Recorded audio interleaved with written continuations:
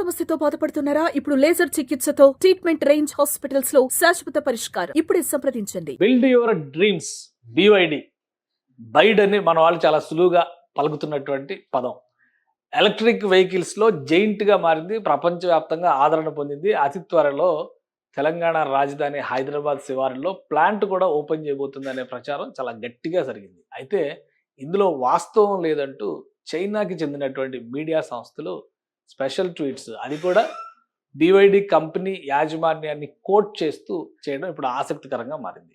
ఇప్పుడు ప్రస్తుతం ప్రపంచంలోనే నంబర్ 1 ఎలక్ట్రిక్ వెహికల్స్ దిగ్గజంగా ఉన్నటువంటి BYD తెలంగాణకి వస్తుందా, రావడం లేదా, ఇదే సస్పెన్స్గా ఉంది. ఒకసారి చూద్దాం అసలు అఫీషియల్ ట్వీట్స్లో ఏం చెప్పారు.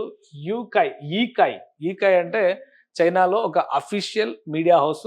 అనేక అంశాలకు సంబంధించి చైనా కవరేజ్, ఎందుకంటే చైనాలో నార్మల్ మీడియా, గ్లోబల్ మీడియా వెళ్ళడానికి అవకాశాలు చాలా లిమిటెడ్గా ఉంటాయి కాబట్టి చైనీస్ మీడియా నుంచి వచ్చేటువంటి వెర్షన్స్ని అఫీషియల్ వెర్షన్స్గా మనం కన్సిడర్ చేయాల్సి ఉంటుంది. ఇది ఈకాయ్ చైనా చేసినటువంటి ట్వీట్.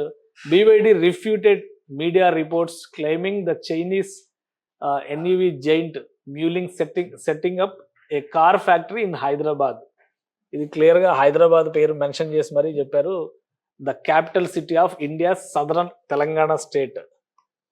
సో ఈ విధంగా అయినా చైనీస్ మీడియాలో తెలంగాణ స్టేట్, హైదరాబాద్ పేరు మాత్రం వినబడుతుంది. With unexpected investment of 10 billion Chinese యన్స్.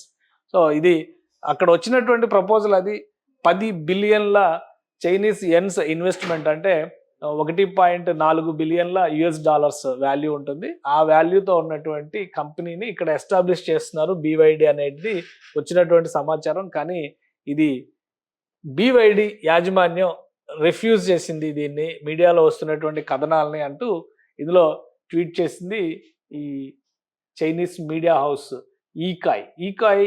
చాలా పాపులర్ ఆర్గనైజేషన్. అక్కడ ఉన్నటువంటి షాంఘై సెంట్రిక్గా నడిపేటువంటి బిజినెస్ ఫోకస్డ్ ఆర్గనైజేషన్ ఇది, మీడియా హౌస్ ఇది. Shanghai based business and financial media outlet ఇది. ఇంగ్లీష్ వర్షన్ ఇది. జనరల్గా చైనీస్ లోకల్ లాంగ్వేజ్లోనే దీనికి సంబంధించినటువంటి సమాచార ప్రసారం అంతా కూడా జరుగుతుంది. దానికి సంబంధించిన వెబ్సైట్ ఇది.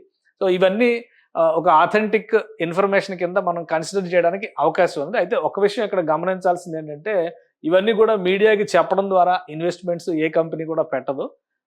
ఏ లెవెల్ ఆఫ్ టాక్స్ జరుగుతున్నాయి అనేది క్లారిటీ రావాల్సినటువంటిది. ఎందుకంటే ఈ దేశంలో BYD తన ఆథరైజ్డ్ ప్లాంట్ని పెట్టాలనేటువంటి ప్రయత్నాలు దాదాపు 4 ఏళ్లుగా చేస్తుంది. ఇప్పటివరకు క్లియరెన్స్ రాలేదు. అయితే ఒలెక్ట్రా పేరుతో MEIL గ్రూప్ నిర్వహిస్తున్నటువంటి electric bus making plant Hyderabad శివారులోనే ఉంది. ఇదే ఎలక్ట్రా కంపెనీని టైఅప్ చేస్తూ BYD గ్రూప్ ఇక్కడ స్పెషల్గా ప్లాంట్ పెట్టాలని భావిస్తున్నట్టుగా ఒక సమాచారం అయితే వచ్చింది. ప్రపోజల్ బహుశా తెలంగాణ ప్రభుత్వం కూడా అక్కడికి ఫార్వర్డ్ చేసి ఉండొచ్చు. గతంలో కియా మోటార్స్ ఆంధ్రప్రదేశ్లో వచ్చినప్పుడు కూడా ఒక రోజు కాదు, 2 రోజులు కాదు, 2-3 సంవత్సరాల పైగా సంప్రదింపులు, చర్చలు జరిగినటువంటి సందర్భాలు ఉన్నాయి.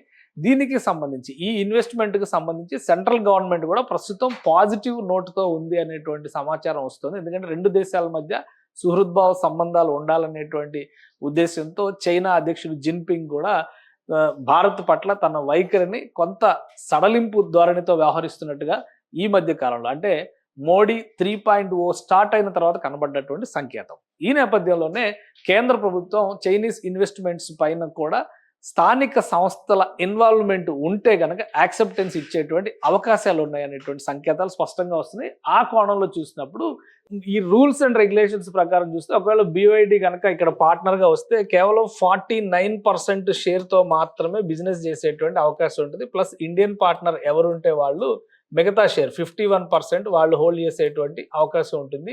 ఈ అగ్రిమెంట్ పైన, ఈ కండిషన్స్ పైన అగ్రిమెంట్ జరిగేటువంటి అవకాశాలు ఉన్నాయనే సమాచారం అయితే ఢిల్లీ వర్గాల నుంచి గతంలో వచ్చింది. అందుకనే హైదరాబాద్ శివారులో ఈ ప్లాంట్ ఖాయంగా కనిపిస్తుంది. Electric bus making plant already ఇక్కడ ఉంది కాబట్టి దీనికి దగ్గరలోనే ఈ ప్లాంట్ ఏర్పాటు అవుతుంది. అలానే యాన్సిలరీ ఇండస్ట్రీస్ కూడా, దానికి అవసరమైనటువంటి ఉప ఉత్పత్తులు తయారు చేసేటువంటి పరిశ్రమలు కూడా హైదరాబాద్ చుట్టుపక్కలే వస్తాయనేటువంటి సమాచారం బయటకు వచ్చింది. ఇది ఇండియాలో ఉన్నటువంటి ఇన్ఫర్మేషన్.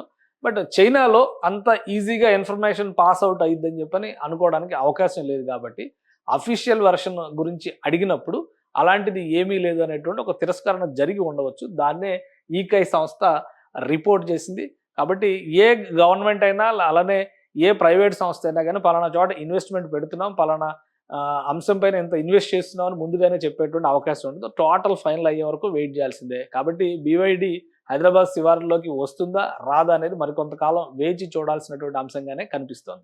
సుమన్ టీవీలో మీ పర్సనల్ అండ్ బిజినెస్ ప్రమోషన్స్ కోసం కింది నెంబర్కి కాంటాక్ట్ చేయండి.